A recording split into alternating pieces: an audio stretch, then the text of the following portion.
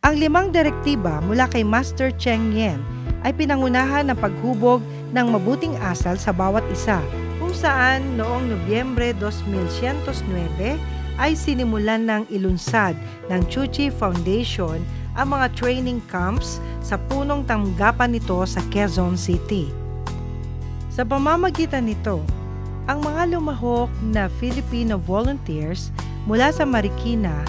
ay pinalalago ang kalikasan ng isang bodhisattva mula sa pagiging tagapagtanggap ng tulong na naging tagapagbigay na ng tulong sa mga nangangailangan mula sa pakikilahok sa relief missions ng organisasyon.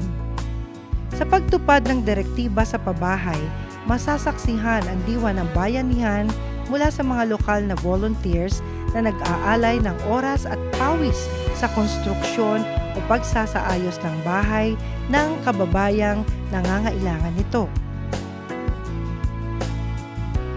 Sa larangan ng kabuhayan,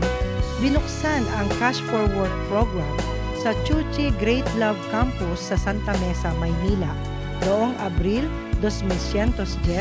kung saan nakatatanggap ng allowance ang mga Marikenyos mula sa paglilinis, paglalaban ng mga donasyong damit at pagre-recycle. Sinundan ito noong Mayo ng pagkuha ng mga trabahador para sa konstruksyon ng Chuchi Marikina Educational Recycling Center sa Barangay Fortune.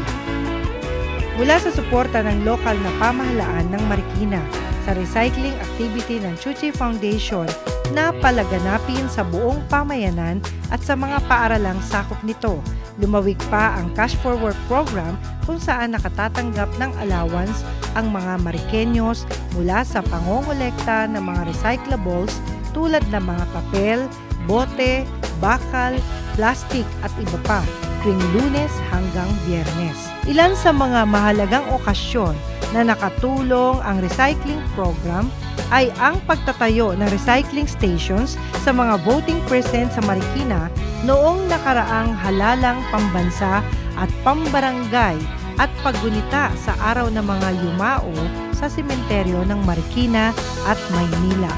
Maliban sa aktibong pakikilahok sa mga misyon ng Chuchi Foundation, libu-libong mga residente ng Marikina ang pinalalawig ang pagmamahal sa kanilang mga puso sa pagbibigay ng buwan-buwang donasyon. Abala rin ang mahigit na 600 na napagtibay na mga lokal na volunteers sa paglilinis ng mga kalsada at mga baradong kanal at pangongolekta ng mga recyclables sa sariling pamayanan tuwing Sabado at Linggo.